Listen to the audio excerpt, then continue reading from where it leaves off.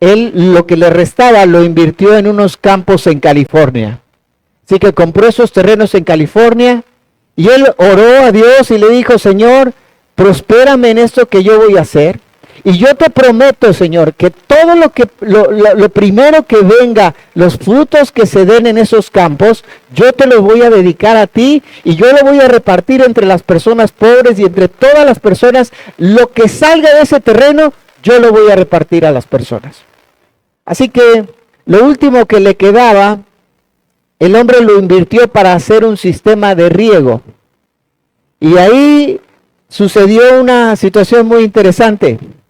Vino un huracán y entonces toda esa zona de California recibió muchísima agua. Y los campos de este hombre se inundaron. El agua que cayó en esa región fue impresionante, lo cual trajo como consecuencia que todo ese sistema de riego que ellos habían hecho y donde habían invertido, lo último que le quedaba fue destruido. Ese hombre entonces, enojado con Dios, le dijo: Señor, pero ¿por qué? Si yo te dije que te daría lo mejor de ahí, que le daría a todas las personas posibles, le daría lo que saliera de ese terreno, de esas propiedades. Y ahora esos campos ya no tienen nada y estoy en la ruina. Sin embargo, cuando el agua comenzó a bajar, sucedió algo muy raro. Se dieron cuenta que esa cantidad de agua había producido en medio del terreno un socavón. Sí saben qué es un socavón, ¿no? Un agujero. Lo más extraordinario es que en ese socavón ellos encontraron una mina de oro. Ahora la pregunta es: ¿qué crees que habrá hecho el hombre? Lo que estaba ahí, lo que produjera ese campo, ¿se lo daría al Señor? Si tú fueras esa persona, ¿qué hubieras hecho? ¿Quieres saber cómo terminó la historia? Pon atención y vamos a escuchar la palabra de Dios, porque no sé cómo terminó la historia, pero quiero tener tu atención. Así que vamos a abrir ahí nuestra Biblia en el capítulo 26 y va a hablar de las primicias y de los diezmos. Ahora, tal vez en tu mente, yo quiero animarte, porque tal vez en tu mente está el concepto de decir: uy, dinero. Y ya tu corazón se empieza a cerrar. Empiezas a hacer como cuando eras niño y traías tu bolsa de papas y te dicen tus papás: compártele al otro, y entonces agarras la bolsa y le empiezas a apretar así, y el otro mete la mano y tú le vas apretando en la bolsa, ¿no? Tal vez tu bolsillo se empieza a hacer así, tu mente y tu corazón también, pero quiero decirte que nada que ver. Lo que vamos a ver hoy, y Dios nos va a hablar de una forma tan clara y diferente, que creo que va a ser importante que tú puedas preparar tu corazón para que Él realmente te hable.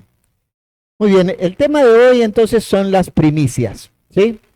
Y está basado en Deuteronomio capítulo 26.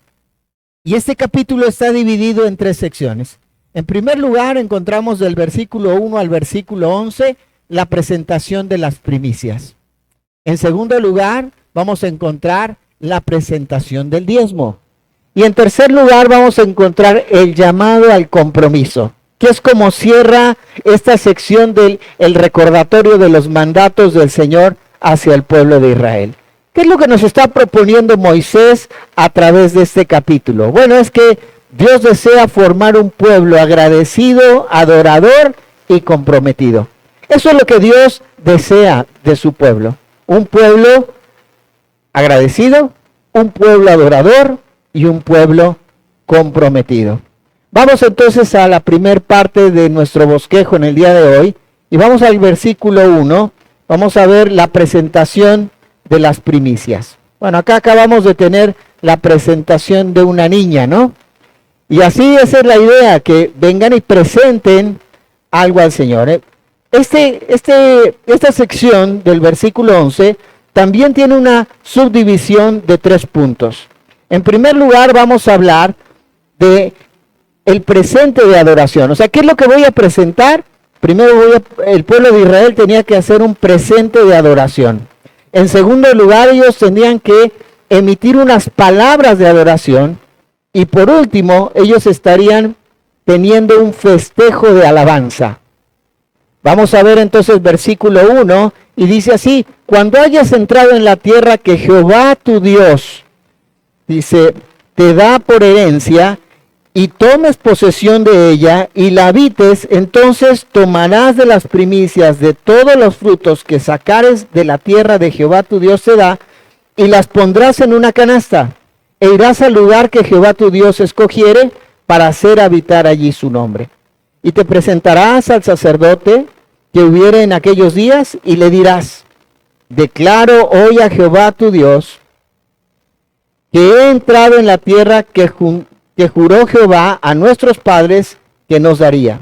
Y el sacerdote tomará la canasta de tu mano y la pondrá delante del altar de Jehová tu Dios. Vemos acá, ya en el libro de Levítico, ellos habían recibido la ordenanza de que tenían que cada año ellos presentar las primicias o los primeros frutos de su cosecha. Ahora, esto está hablando específicamente de cuando el pueblo de Israel entrara a la tierra prometida, trabajara la tierra, y la primer producción tenía que ser entregada al Señor. Ahora, generalmente la primer producción pues es parte de lo que es lo mejor. Ahora, tenía que haber una selección. Dice que de esa primer cosecha ellos tenían que tomar lo mejor de los frutos y ponerlo en una canasta. Esa canasta la iban a llevar ahí con el sacerdote, y ahí iba a ser presentada. Ahora, ¿qué cosas podrían haber presentado? Bueno, obviamente pues es lo que cosechaban, lo que había y lo que iba a darles la tierra. Aquí en Deuteronomio capítulo 8 y versículo 8 nos da las características que realmente no sabemos si eso era, pero yo creo que muchas de estas cosas iban a ser presentadas. Fíjense lo que dice Deuteronomio 8:8. Dice: tierra de trigo, tal vez sus granos, el trigo lo tendrían que entregar, seleccionar, y en esa canasta iba el trigo, iba la cebada, las uvas, las vides, higos, granados. Dice que también era una tierra que producía olivos, y para hacer no solo las aceitunas, sino también el aceite, y dice que también producía olivos de miel. Bueno, aquí la mayoría, hay una interpretación muy interesante, porque algunos piensan que está diciendo que es miel, la miel de abeja, pero otros relacionan que es el fruto del dátil, ¿sí? Que es un endulzante natural, ¿no? Ahora los que estamos ahí haciendo, cuidando nuestra alimentación, dicen endulza las cosas con dátil, ¿no? Y es probablemente parte de los frutos que iban a ser presentados ahí delante del Señor como una primer cosecha. Ellos venían, recuerden, habían salido de Egipto, por muchos años estuvieron ahí, habían vagado en el desierto, y lo que en esa tierra se producía es lo que acabamos de leer en Deuteronomio 8:8, que era lo más probable, que era lo primero que iba a producir la tierra, lo que ya había en el lugar. Ahora, hermanos, en este presente que tenían que ellos entregar, debía de haber una declaración. Fíjense lo que dice ahí en el versículo 3. Te presentarás al sacerdote que hubiera en aquellos días, y le dirás: declaro hoy a Jehová tu Dios, que he entrado en la tierra que juró Jehová a nuestros padres que nos daría. Y entonces, aquí lo que está haciendo a través de esta declaración es el reconocimiento de la fidelidad de Dios a las promesas que Él hace o hizo al pueblo de Israel. Vemos cómo aquí entonces ellos no solamente ese presente no era una obligación, sino más bien ese presente era un símbolo de gratitud y una forma de declarar. Decía hace rato, ¿no? Cantábamos, son más que palabras. Si bien tenían que hacer una declaración, la acción respaldaban las palabras que ellos estaban teniendo. Señor, tú fuiste fiel, nos hiciste entrar en esta tierra prometida. Eso que tú le hiciste la promesa a Abraham, Isaac y Jacob, hoy se está cumpliendo y hoy venimos delante de ti a traerte este presente. Ahora el sacerdote, entonces dice el versículo 4, tomaba la canasta en su mano y la pondría delante del altar del Señor como un presente para Dios. Ahora, a través de este texto podemos ver estos primeros versículos, que esa era una oportunidad de venir delante de Dios de manera individual, para que el pueblo de Israel o cada individuo en el pueblo de Israel confesara su fe en el Señor. Ahora, hermanos, este es un punto interesante y es algo que queremos seguir trabajando con el liderazgo de la iglesia. Que cada uno de nosotros realmente podamos ser conscientes y tener la convicción de qué es en lo que nosotros creemos. Tal vez hay algunas convicciones que tú tienes, pero son convicciones que no han surgido, emergido de tu tiempo con la palabra de Dios, sino son convicciones denominacionales. Porque en la denominación o en el grupo de iglesias a las cuales tenemos compañerismo, creemos en eso, entonces yo también lo creo. La pregunta es, ¿realmente tú has tomado tiempo para entrar en la palabra y empezar a decir, yo creo en esto porque yo he investigado esto en la palabra de Dios? ¿Porque yo he meditado esto en la palabra de Dios? ¿Porque lo estoy haciendo mío o es simplemente porque los demás creen así? Cuando hemos hablado que importante es que nuestros hijos comiencen a creer o a establecer sus propias convicciones y su propia fe. Y que no tengan sus creencias porque las heredaron de nosotros. Hermanos, aprovecho y hago un comercial. Vamos a comenzar un nuevo desafío con los jóvenes y ya lo vamos a hablar al final de la reunión. Y una de las cosas que queremos es formar a sus hijos, ayudarles a ustedes en la formación de sus hijos en relación a por qué creen lo que creen. A establecer ellos su propia fe, ya no la de sus padres, que es importante por supuesto, sino ellos mismos establecer su propia fe. Entonces esta acción de traer un presente al Señor era la manifestación y la oportunidad de que ellos pudieran decirle al Señor, Señor, confiamos en ti, porque tú eres un Dios confiable que cumple sus promesas. Ellos iban a confesar su fe en el Señor, pero también su fe tenía que ser de manera práctica demostrada, no solamente a través del presente, sino sobre todo a través de su obediencia, su reverencia y su confianza en el Señor. Porque Él ahora, a partir de ese momento, proporcionaría todo alimento que el pueblo de Israel iba a necesitar. Es difícil confiar cuando no vemos, ¿no? O sea, yo me acuerdo cuando fuimos por primera vez al campamento de Palabra de Vida ahí en Bernal, nos llevó el director y fuimos los misioneros ahí. Yo llevaba mi pie enyesado y me acuerdo que nos paramos ahí y él dijo, miren muchachos, ¿ven todo esto? Sí. ¿Qué ven? Y todos, espinas, piedras. Y él dijo, no, mira, yo veo ahí el comedor y yo veo ahí esto y los cuartos y aquí y allá. Y un hombre de fe. Y la verdad nosotros lo mirábamos y decíamos, está loco. Pero podíamos ver su confianza y su fe en el Señor. 20 hectáreas, todo tierra, piedras, espinos, cardos. Y él veía el auditorio, el comedor, veía todos los cuartos, las cabañas, y sabes, hoy es una realidad. Ahora, no es porque él fue y lo declaró, ¿no? Sino porque su fe fue práctica y obediente. Y te decía, a veces es difícil confiar cuando no vemos. Pero el pueblo de Israel ya había visto cómo Dios le había provisto durante todo su vagar en el desierto. Hemos visto varias veces cómo el calzado del pueblo de Israel no se desgastó, ni sus vestidos. Cómo nunca dejaron de comer durante su vagar en el desierto. Entonces, esas son las cosas que a nosotros nos tienen que hacer confiar. En la semana me reuní con un par de pastores, con Omar Ramírez y con Andrei. Nos juntamos una vez al mes y compartimos un estudio y hablamos este mes acerca de las aflicciones del pastor. Y dijimos, todos los creyentes pasan situaciones de aflicción. También el pastor, también su familia, pasamos por situaciones de aflicción. ¿Cómo nosotros enfrentamos las aflicciones?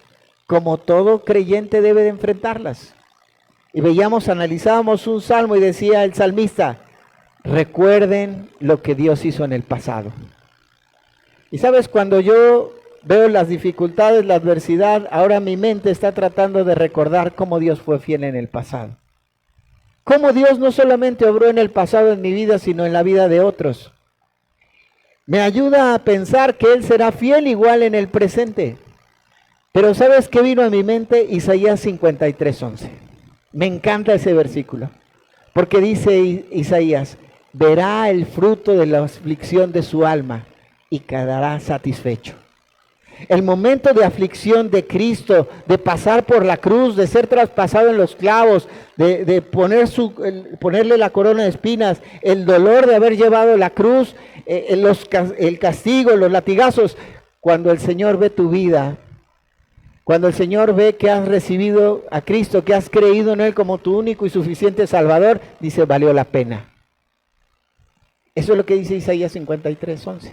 Entonces el sufrimiento en el futuro nos va a ayudar a entender que valió la pena pasar por ese momento de aflicción y de dolor. En segundo lugar, dijimos, este presente o esta presentación de primicias no solamente era la presentación de adoración al Señor porque podemos confiar en Él, porque sabemos que Él es fiel y porque podemos declararle nuestra fe en su persona y en lo que y podemos demostrarle confianza a través de nuestra vida y a través de nuestra obediencia. En segundo lugar, encontramos palabras de adoración. Dice el versículo 5, entonces, dice, hablarás y dirás. O sea, primero dice, vas a emitir sonido. O sea, vas a abrir tu boca. Pero de tu boca, ¿qué tiene que salir? Entonces dice ahí, delante de Jehová tu Dios, esto es lo que vas a decir.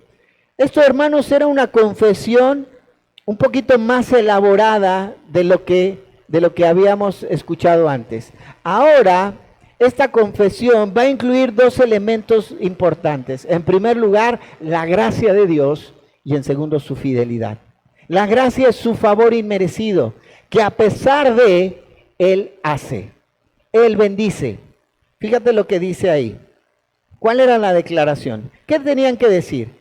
Bueno, un arameo a punto de perecer, y esta palabra es muy interesante en el original porque es un arameo que está errado, que está perdido en el desierto, esa es la idea, que está vagando, que está actuando como un nómada, o sea, que no tenía un lugar fijo donde vivir, ¿sí? Que iba de un lado a otro sin un plan definido, sin un estilo de vida, y finalmente que era como lo que hacían los beduinos en ese momento. Esa es la idea. Este hombre arameo, este hombre sirio que andaba perdido en el desierto sin rumbo fijo, digamos así, le dice, Señor, este hombre fue mi padre, el cual descendió a Egipto y habitó allí con pocos hombres, y allí creció y llegó a ser una nación grande, fuerte y numerosa. Y los egipcios nos maltrataron, nos afligieron y pusieron sobre nosotros dura servidumbre. Y clamamos a Jehová, el Dios de nuestros padres, y fíjate bien, y Jehová oyó nuestra voz. Gracia. Porque no era que merecieran. Es la gracia de Dios escuchando al pueblo de Israel. Y vio, dice ahí, nuestra aflicción, nuestro trabajo y nuestra opresión. Y Jehová nos sacó de Egipto con mano fuerte. La idea ahí es con poder, con brazo extendido, con autoridad, con grande espanto, o sea, con una señal de asombro. El pueblo de Egipto quedó con la boca abierta, es lo que está diciendo acá. Y con señales, o sea, un acto poderoso de Dios que le comunicaba un mensaje al pueblo de Egipto diciendo, yo soy el Dios de Israel.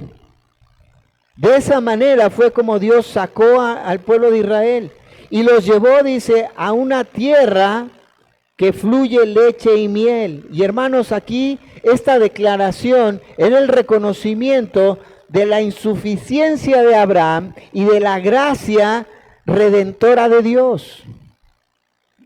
Aquí está el pueblo de Israel, tenía que reconocer su insuficiencia.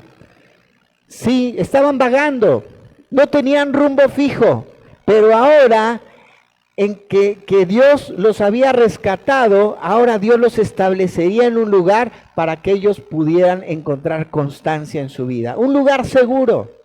Ahora encontrarían estabilidad. Ya no andarían vagando, ahora estarían en un lugar fijo. Termina el verso 10 diciendo, y ahora aquí he traído las primicias del fruto de la tierra que me diste, oh Jehová, y lo dejarás delante de Jehová tu Dios, y adorarás delante de Jehová tu Dios. Ahora, ¿qué está haciendo acá el pueblo? No solamente declara, sino ahora en su acción, en su presente, está mostrando una actitud de adoración a Dios. Señor, reconozco quién eres tú. Recordemos algo, la alabanza es reconocer las virtudes y las acciones, más bien, es el reconocimiento de las acciones de alguien. Yo alabo la acción de alguien. ¿Alguien me ayudó? Entonces yo le digo, gracias por tu ayuda. ¿Sí? Estoy alabando a la persona. Es muy trabajadora esa persona, es muy servicial. ¿Sí? Pero la adoración es el reconocimiento de las virtudes y las cualidades de una persona. Cuando entonces vemos ahí que Dios proveyó todo lo necesario, entonces decimos Dios es fiel. Y adorar a Dios es decirle, Dios, tú eres fiel. Y hoy, de esto que tú me has dado a mí, sin yo merecerlo, para que yo pueda encontrar una vida de estabilidad, hoy yo te lo vengo a dar a ti. Te lo vengo a entregar. Te vengo a dar lo mejor para ti, como un reconocimiento de tu fidelidad hacia lo que has hecho en nuestra vida. Hermanos, Dios demandaba a su pueblo las primicias de en las siguientes áreas. Miren, en algunos textos del Antiguo Testamento, como Éxodo 23, 19, 34, 22, 34, 26 y Deuteronomio aquí 26, 10, Él lo que pedía al pueblo de Israel como primicias eran los frutos de la tierra. En segundo lugar, lo que Dios le pedía al pueblo de Israel para que presentaran, algunos piensan que de Deuteronomio 26:10 solamente era una vez al año. Digo, era una única vez, pero otros piensan que sería cada vez en el año. Ahora, también lo que Dios le pedía al pueblo de Israel que entregara como primicias eran los alimentos, como las espigas, los granos, las harinas, el pan. Ya leímos Deuteronomio 8:8. Que era lo que se producía ahí, pero esto encontramos en Levítico 2, versículo 12, el versículo 14, capítulo 23 y versículo 17 y 20, en Números 16, 12. Otra cosa que el Señor pedía que se presentara como primicias, como lo primero, eran los animales y sus derivados, como la lana de las ovejas. Génesis 4:4, cuando le pide ahí a Caín y Abel que entreguen una ofrenda al Señor. ¿Se acuerdan? Deuteronomio 12:6, 14:23, 18:4. Pero también las primicias incluían a las personas.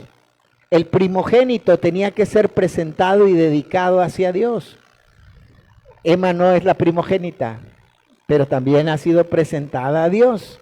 ¿Sí me explico? Como un presente, como un reconocimiento que Dios es fiel y que ahora ellos han decidido que ella viva también esta vida cristiana. Es ese compromiso. Ahora eso lo hacían en el Antiguo Testamento. Y me van a decir, bueno hermano, eso era en el Antiguo Testamento. Pero en el Nuevo, bueno, te voy a decir en el Nuevo qué sucede. En el Nuevo cambia toda la acción, porque lo anterior se trataba de lo que el hombre le podía dar a Dios. Pero las primicias en el Nuevo Testamento da un giro totalmente. y se trata de lo que Dios me da a mí. Interesante. ¿Qué es lo que Dios me da a mí? Mira, 1 Corintios capítulo 15, versículos 20 y 23, en primer lugar me dicen que Cristo es la resurrección de entre los muertos. Es el primero de la resurrección. Y es lo que a ti y a mí nos da esperanza de resucitar un día para la eternidad. Jesús es la resurrección y la vida. El que cree en Él, aunque esté muerto, vivirá. En segundo lugar, Romanos 8:23 nos dice y nos habla de que las primicias para nuestra vida, o lo primero que Dios me otorga una vez que yo creo en Cristo, es su Espíritu. El Espíritu Santo viene al creyente como las primicias de la cosecha de la cruz. El resultado de la cruz de Cristo, dice Pablo ahí en Romanos, es que hoy tú tengas el Espíritu Santo. Es lo primero que recibes. En tercer lugar, los primeros creyentes que se convertían en alguna región determinada en relación con sus demás compatriotas también eran llamados como las primicias. Romanos 16. Pero también los creyentes de esta era en relación con todo el conjunto de los redimidos, dice Pablo en 2 de Tesalonicenses 2:13, son las primicias de los que han de creer. ¿Te das cuenta cómo en el Nuevo Testamento la cosa cambia? ¿Cómo ahora entonces ya no se trata de lo que Dios me dio, o lo que yo, le doy a Dios, sino ahora lo que Dios me da a mí? Hermanos, esto nos lleva a entender esta verdad, que si nosotros damos algo al Señor, es porque Él nos dio todo primero. ¿Sí? Ahí se fue la imagen ahí. Si nosotros damos algo al Señor, es porque Él nos dio todo primero. Nosotros no tenemos que darle a Dios porque Dios nos está torciendo el brazo. Sí, era un mandato que entregaran las primicias. Pero aún ahora vamos a analizar cómo desde ese tiempo no era algo obligado, sino era algo voluntario y del corazón. Eso no quita que deje de ser un mandato. Lo que cambia es la actitud del corazón. El problema, hermanos, en realidad es que tú hagas las cosas porque te sientes obligado a hacerla, y a veces va a tener que ser así.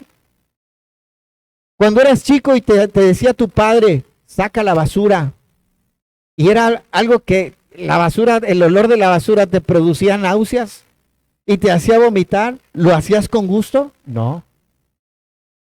¿Verdad que no? Pero con tal de obedecer a tu padre lo hacías, aunque Dios... Ahora, en el creyente hay cosas que no podemos quitar aplicándolo a nuestra vida hoy en día. Nosotros no podemos quitar los imperativos del Nuevo Testamento. No lo podemos quitar. Pablo tiene un montón de imperativos en todas sus cartas. Jesús dijo, el que me ama guarde mis mandamientos. Yo no puedo quitar esa parte de la Escritura. Pero sí, ¿sabes qué puedo entender? Que depende la actitud de mi corazón. Porque si yo hago las cosas por hacerlas, entonces estoy produciendo madera, heno y hojarasca. La motivación de mi corazón es importante en lo que yo hago.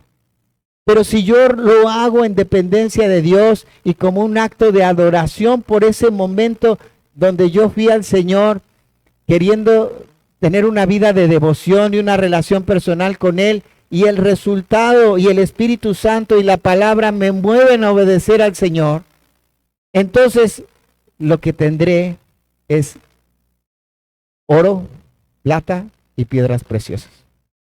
¿Sí me explico? Esa es la diferencia. Ahora, cada uno es responsable de cómo va a reaccionar delante de Dios. Pero no podemos quitar esa parte. Ahora vamos a buscar unas aplicaciones para nuestra vida en relación a esto de las primicias. La pregunta es, ¿qué puedo darle a Dios?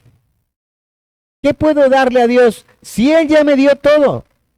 Me dio la salvación, me dio la esperanza de la vida eterna a través de la resurrección de Cristo, me dio su Espíritu Santo para alentarme, para guiarme, para iluminarme, para mostrarme el camino, para fortalecerme, para dignificarme, para darme ánimo en medio de la adversidad. Entonces, si Él ya me dio todo, entonces, ¿por qué yo no le puedo dar a Él? Ahora, ¿qué es lo que puedo darle al Señor? Definitivamente lo que puedo darle al Señor es lo mejor de mí. ¿De mí qué?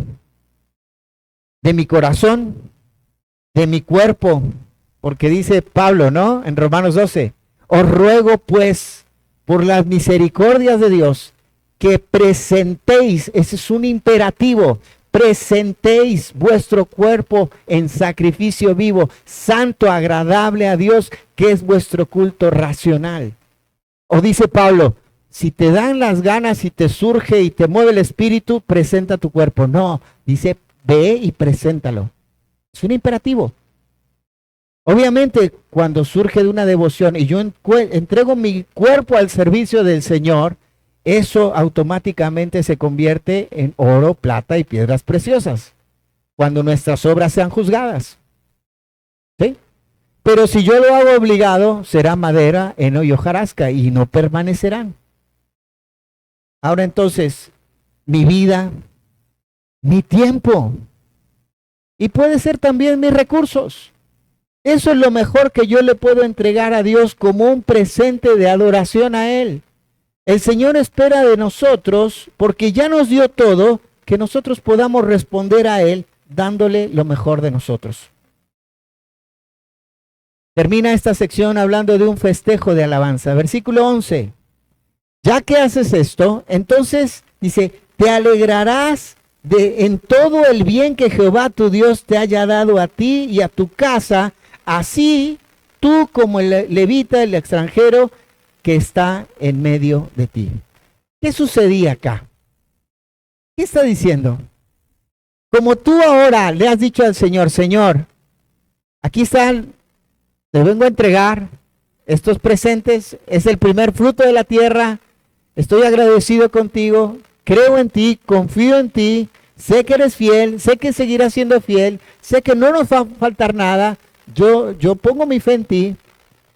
Y emites las palabras y entiendes y dices, Señor, reconozco tu gracia porque no éramos nada, estábamos vagando, estábamos perdidos por diferentes lugares, pero ahora nos has dado una tierra donde nos vamos a poder establecer y encontraremos una estabilidad y seremos una nación.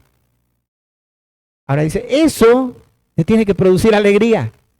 Y esa alegría la tienes que compartir con el extranjero, lo tienes que compartir con el levita, con el que está sirviendo al Señor, lo tienes que compartir con el que está en necesidad.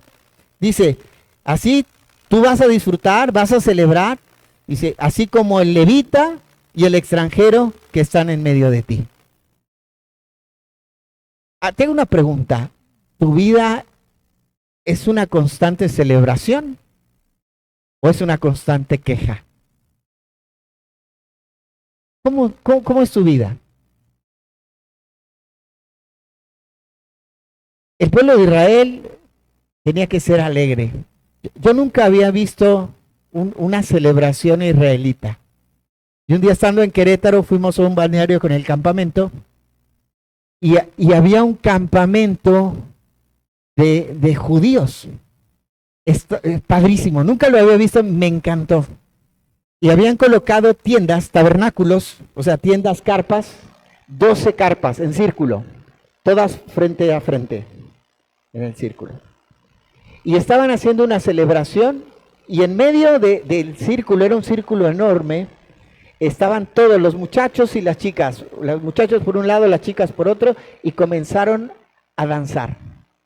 Pusieron música hebrea y comenzaron a celebrar su fiesta. Era algo impresionante. La piel se me enchinó. La verdad fue algo muy emocionante para mí ver ese momento, donde cantaban, se veía su gozo, su felicidad como pueblo de Israel, reconociendo la fidelidad de Dios. Fue una experiencia muy linda. Ahora, la gente podría realmente ver nuestra vida hoy en día nosotros y decir, este hombre vive en una constante celebración de su vida y hace partícipe a todos los que están a su alrededor. Hermanos, ¿cuál es la razón por la cual tal vez nuestra vida no expresa esa alegría y esa celebración de la fidelidad de Dios? Porque tal vez hay egoísmo en nuestro corazón. Porque tal vez la codicia nos ha ganado y tal vez nosotros no estamos mirando la fidelidad de Dios. Porque no estamos valorando que lo más preciado que tenemos no es material, sino espiritual. Que tenemos la esperanza de la vida eterna. Que tenemos el Espíritu Santo. Que tenemos la oportunidad de ser guiados por otros que ya antes tomaron una decisión por Cristo, otros hermanos que son primicias para mí y que yo también seré una primicia para otros. Y estoy tal vez poniendo mi esperanza y mi confianza en las cosas materiales. Y eso me hace ser una persona infeliz. Por eso no puedo celebrar. Entonces la verdad que encontramos aquí es que la confesión destacaba tanto la gracia y la fidelidad de Dios como la milagrosa preservación de Israel. Pregunta, ¿no te anima y entusiasma lo que Dios hizo con Israel? ¿Lo que ha hecho con los que han creído en Cristo? ¿Y lo que hará con los que han de creer? ¿No te entusiasma? ¿No te entusiasma ver cómo Dios fue fiel? ¿Cómo aún en medio de los bombardeos y las situaciones permanece Israel? A pesar de que tal vez están también ellos entrando en una actitud que para muchos es equivocada y para otros también. Pero aún así, a pesar de eso, Dios sigue siendo fiel para con su pueblo. ¿No te anima a ver la fidelidad de Dios en las personas que han depositado su fe en Cristo? ¿No te anima a pensar qué es lo que Dios puede llegar a hacer en esta niña que acabamos de presentar aquí? ¿No te anima a pensar de ver tal vez yendo a otro país a servir al Señor? ¿A entregar su vida como una mujer de Dios? ¿No te anima eso? Y que tú digas, esa niña iba a mi iglesia o esa señorita iba a mi iglesia y yo le di clases de escuela dominical. O yo oraba por ella, o yo la animaba cuando era pequeñita y cuando estaba ahí con problemas de su reflujo y yo oraba por ella. ¿No te anima a pensar en que Dios después la use para su gloria? Claro que sí. En segundo lugar, hermanos, encontramos la presentación del diezmo. Y aquí también encontramos tres divisiones. Una declaración positiva, después una declaración negativa y por último una oración dependiente. Pero ¿qué está tratando de decir acá? Bueno, cada 3 años, no solamente ellos tenían que presentar un diezmo a Dios de lo que iban teniendo, sino que cada 3 años presentaban un diezmo especial. Y esto es lo que se cumplía acá. Dice el versículo 12, cuando acabes de diezmar todo el diezmo de tus frutos en el año tercero, el año del diezmo darás también al levita, al extranjero, al huérfano y a la viuda, y comerán en tus aldeas y se saciarán. ¿Ok? Ahora, por eso algunos que dicen, bueno, hermano, yo quiero diezmar. El Nuevo Testamento, hermano, dice que demos como hemos propuesto en nuestro corazón, pero yo quiero establecer la base del diezmo. ¿Ok? Bueno, te doy una buena noticia. El pueblo de Israel daba el 23%, no el 10%. Si quieres dar el diezmo, dale, no hay problema, ¿va? Muy bien para la iglesia y la obra del Señor. Pero el Nuevo Testamento, bueno, dice que tú propongas en tu corazón, puedes tomar como base el diezmo si quieres o no. Pero acá lo que está tratando de decir es que cuando hay una responsabilidad delante de Dios para que puedan ayudar y solventar a la obra de Dios, a los siervos de Dios, aquellos que tienen necesidad como el extranjero, el huérfano y la viuda. Ahora, cuando presentaban ese diezmo, tenía que haber una declaración positiva primero. Versículo 13, y se dirás delante de Jehová tu Dios, he sacado lo consagrado de mi casa, lo que ya dediqué, lo que es para ti, y también lo he dado a levita, al extranjero, al huérfano, a la viuda, conforme a todo lo que me has mandado. No he transgredido tus mandamientos, ni me he olvidado de estos. ¿Qué está diciendo aquí en esta declaración el israelita? ¿Qué estaba diciendo? Señor, a ver si tengo ganas de cumplir. ¿O qué dijo? ¿Qué dice? Señor, he sido obediente. Tú me dijiste que lo haga, tú lo dejaste en tu ley y yo te he obedecido. La declaración positiva.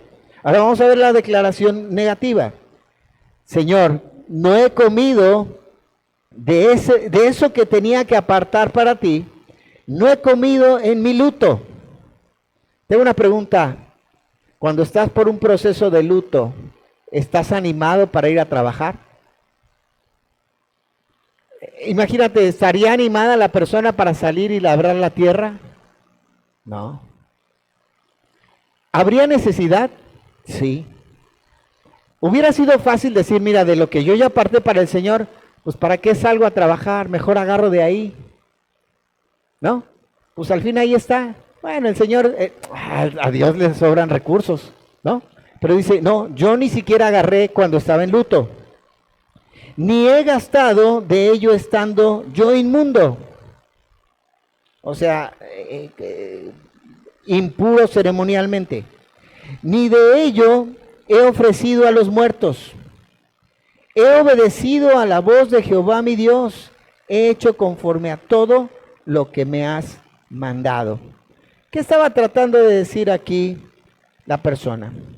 Señor, mi declaración es primero, yo he compartido todo, he obedecido, he dado. La negativa es, no he tomado. De eso que aparté, yo no tomé. ¿Ok?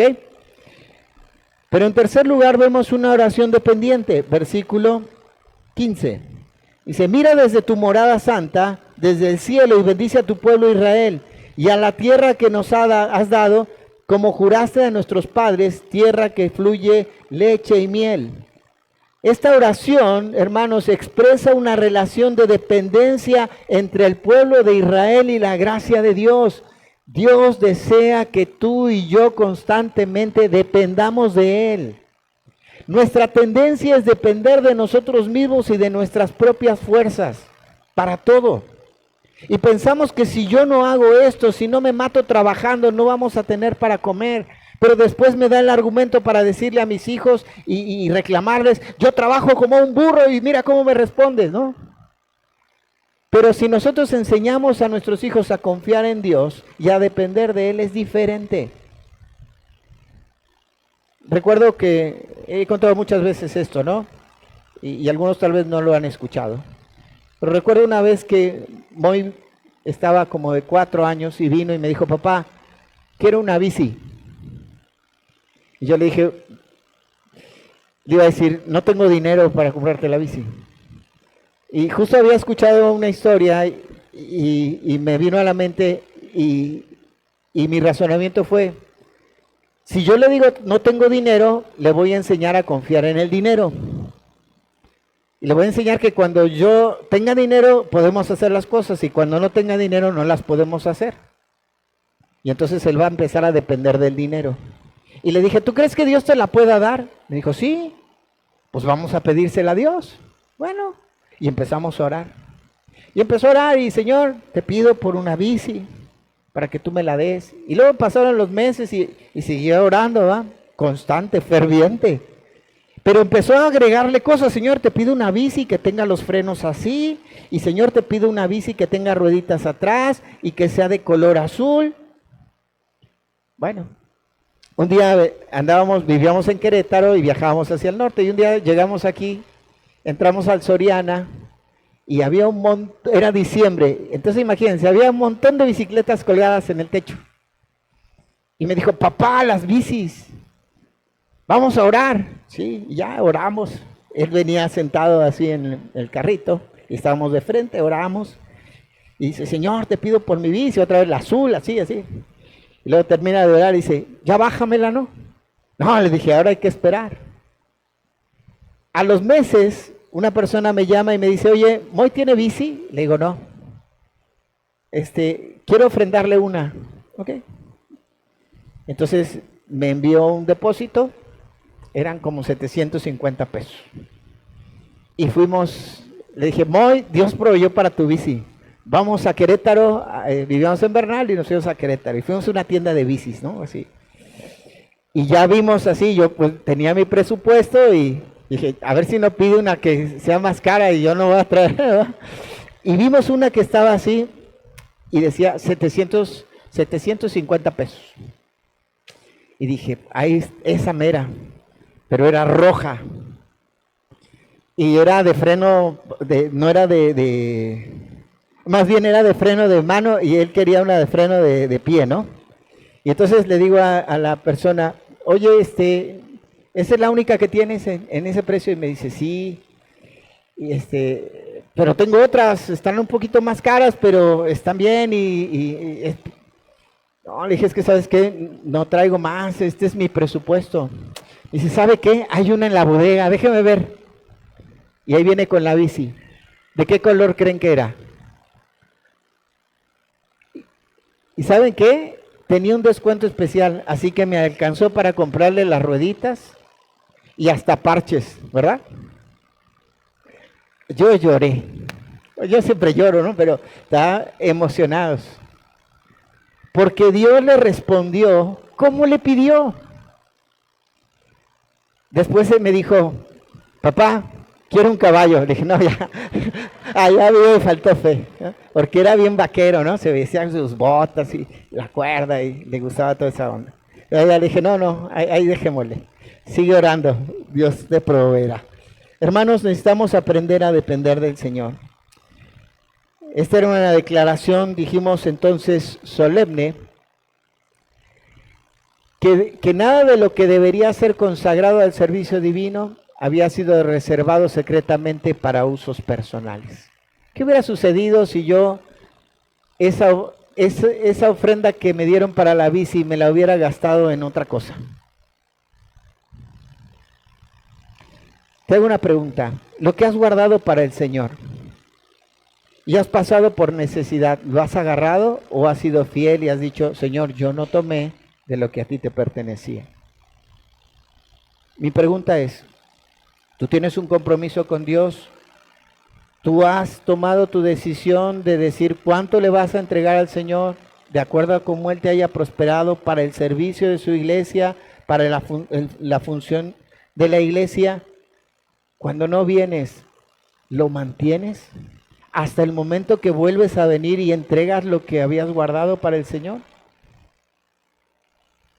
Necesitamos, hermanos, tener un corazón dependiente de Dios y un corazón que realmente pueda adorar al Señor a través de lo que damos. No voy a tomar otros versículos fuera de contexto que no le robes a Dios, no. Quiero apelar a tu corazón y analizar, ¿estoy siendo obediente a Dios? No me interesa cuánto das. Lo que me interesa es cómo está tu corazón. ¿Es obediente al Señor? ¿Es dependiente a Él? ¿Confías en Él? Y en tercer lugar, el llamado al compromiso. Cierra ya el capítulo y cierra esta sección de Deuteronomio diciendo el versículo 16, Jehová tu Dios te manda hoy que cumplas estos estatutos y decretos, cuida pues de ponerlos por obra con todo tu corazón y con toda tu alma. Has declarado solemnemente, y esto es muy interesante, porque en este llamado al compromiso, en primer lugar, Dios le va a mostrar a Israel cuál es su responsabilidad y lo va a llevar a hacer un compromiso verbal con Dios de su responsabilidad. Y les dice, miren, ustedes van a declarar solemnemente. Esta palabra significa un reconocimiento formal y la aceptación de los términos del pacto con Dios. Es decirle, Señor, yo estoy de acuerdo contigo. Vamos a hacer un pacto y yo estoy de acuerdo contigo. Mira, yo quiero decirte que, así continúa el texto diciendo, hoy que Jehová es tu Dios, Señor, tú eres mi Dios. Y Señor, yo voy a andar en tus caminos y voy a guardar tus estatutos, tus mandamientos y tus decretos, y yo escucharé tu voz. Ese era el compromiso del pueblo de Israel. Esa era su responsabilidad. Aquí estaba diciéndole, Señor, yo acepto el compromiso de que tú seas mi Dios. Yo acepto el compromiso de andar en tu camino, de no apartarme ni a derecha ni a izquierda, de guardar tus estatutos, tus decretos, tus mandamientos, y yo voy a escuchar tu voz. Solo tu voz, no la mía. No la de mi conciencia, no la de gente externa, voy a escuchar tu voz. Ese era el compromiso del pueblo de Israel. Ahora me encanta, porque cuando comienza el texto, le dice que ellos tenían que cuidar de poner por obra, fíjate bien, dice, con todo, y dijimos que en hebreo y en griego, todo significa todo, igual que en español, ¿verdad? Todo es todo tu corazón y con toda tu alma. La idea es, hermanos, que amar al Señor significa escogerlo para tener una relación íntima con Él y obedecer sus mandamientos. El amor a Dios debería de ser totalmente sincero y voluntario. O sea, cuando dice de todo corazón, quiere decir que ese amor tiene que ser sincero y voluntario. O sea, que no hay nada que aparente otra cosa. Recordamos el concepto de sinceridad. Era que cuando los artesanos hacían vasijas de barro y esas vasijas se agrietaban, el artesano le ponía cera para cubrir esa grieta y entonces el agua no se saliera o el líquido que se colocara ahí no se saliera y no se desperdiciara. Obviamente una vasija agrietada no era útil, pero poniéndole la cera se disimulaba la situación. Entonces lo que la persona tenía que hacer era colocar la vasija delante del sol para darse cuenta si la vasija era con cera o sin cera. Si era con cera, pues no, la rechazaba, pero era sin cera, es que estaba completa, ¿sí? Era íntegra, no estaba agrietada. Ahora a veces nosotros, hermanos, hay grietas en nuestro corazón, en nuestra vida, pecados que les ponemos cera para ocultarlos, para que los demás no lo vean.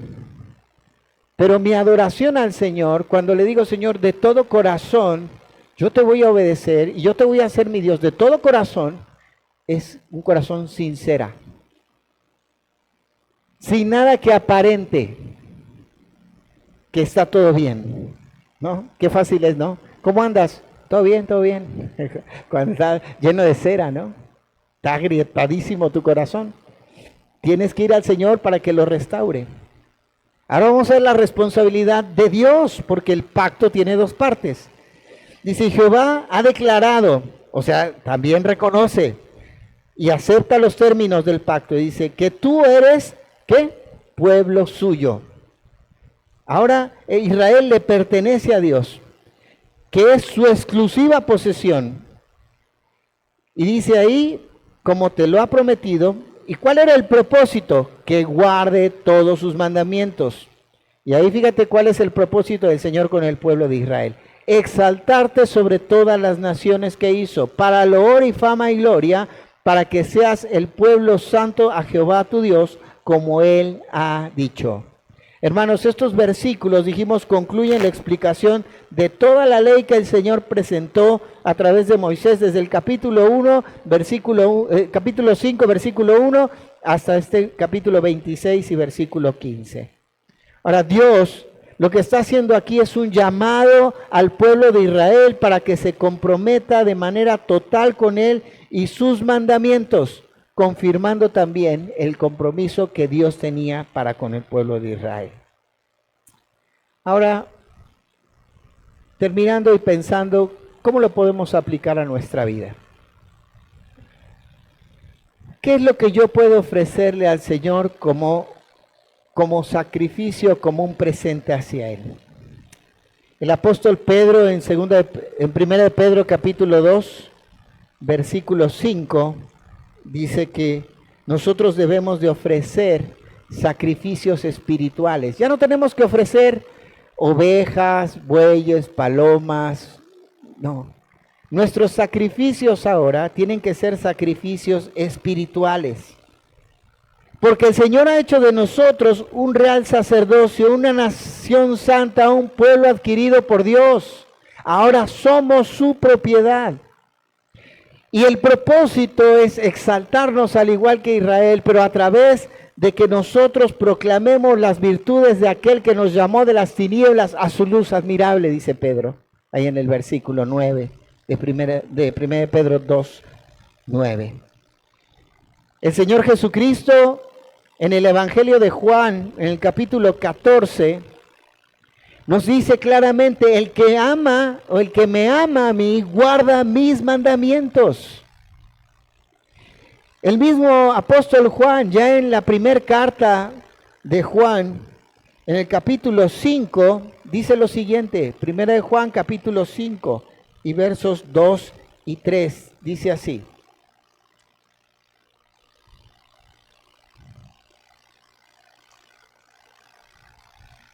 Pero el que guarda su palabra, en este verdaderamente el amor de Dios se ha perfeccionado.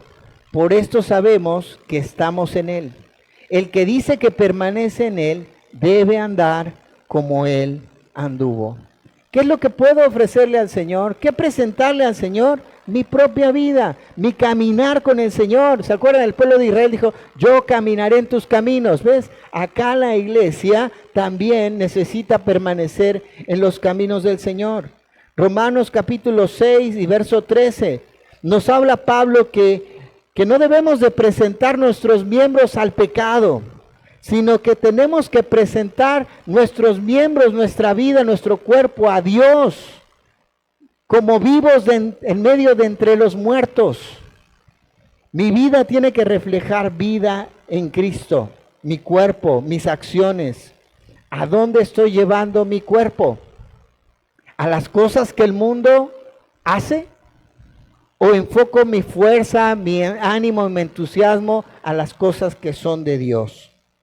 Segunda de Corintios capítulo 8 y versículo 5. El apóstol Pablo está animando a los hermanos, reconociendo lo que los hermanos en Macedonia habían hecho. Ellos en una pobreza tan profunda decidieron apoyar a la iglesia de Jerusalén y le enviaron todo lo que tenían. Pero lo que es más importante, dice Pablo ahí, no era su dinero, sino dice que los hermanos de Macedonia, antes de dar su dinero, se dieron a sí mismo al Señor. Hermano, antes de que tú pienses que a Dios lo puedes agradar dándole dinero, pero reservando tu corazón para ti, te quiero decir, eso no sirve.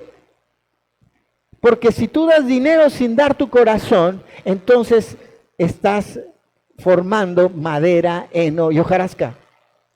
Pero si tú entregas primero tu corazón al Señor y después ofrendas lo que puedas dar, porque ellos tal vez no dieron mucho, pero dieron todo lo que tenían, eso fue agradable a Dios. Eso es oro, plata y piedras preciosas. Tito, capítulo 2 y versículo 14, nos explica que Jesús se dio a sí mismo para redimirnos y seamos puros y celosos de buenas obras. Dios desea que tú seas una persona celosa de buenas obras, pura en tu corazón, no más contaminado con lo que el mundo es. Hermanos, el mundo es temporal, es momentáneo. El mundo tal vez te va a dar satisfacciones, pero van a ser superficiales.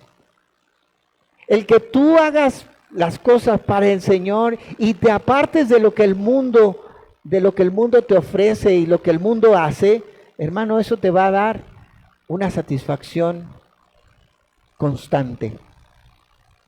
Constante. El mundo pasa y sus deseos, pero el que hace la voluntad de Dios, ¿qué? Permanece para siempre. El que no hace la voluntad de Dios y vive de acuerdo al mundo, no permanece. Es inconstante, es fluctuante en todos sus caminos, dice Santiago, ¿no? Como conclusión, entonces, voy a concluir esta vez con 3 preguntas. Primero, ¿Estás dando al Señor lo mejor de ti? ¿O le das lo que le sobra? Segunda pregunta, ¿lo consagrado al Señor lo estás reservando para uso personal? Señor, yo te doy mi vida. Señor, si tú me sacas de esta, de veras te entrego toda mi vida. Y luego ya te sacó de esa y te olvidaste. Y reservas tu vida, tus fuerzas, tu ánimo, tu entusiasmo para ti mismo y no para el Señor. Tercera pregunta, ¿cuál es tu compromiso con Dios y su palabra? Puedes decirle al Señor, Señor, tú eres mi Dios, no me apartaré de tu camino, yo obedeceré tu palabra, tus mandamientos, tus estatutos, tus decretos. Yo viviré conforme a tu escritura. ¿Ese es tu compromiso con el Señor? Oramos. Padre, muchas gracias te damos en esta hora por el tiempo que hemos tenido juntos. Guarda nuestro corazón y ayúdanos, Señor, a presentarte a ti lo mejor de nosotros. Señor, que no sean palabras como cantábamos hace rato, sino realmente sea lo mejor de nosotros, nuestro corazón, nuestro cuerpo, nuestro tiempo, nuestras fuerzas, nuestro ánimo y aún, si es posible, nuestros recursos. Señor, no sirve de nada que entreguemos recursos si no entregamos corazón. Padre, dejamos este tiempo en tus manos y lo pedimos en el nombre de Jesús. Amén. Muy bien, antes de pasar al tema de la ofrenda, le voy a pedir a Raúl que venga aquí. Quiero comentarles que a partir de este sábado, Raúl dejó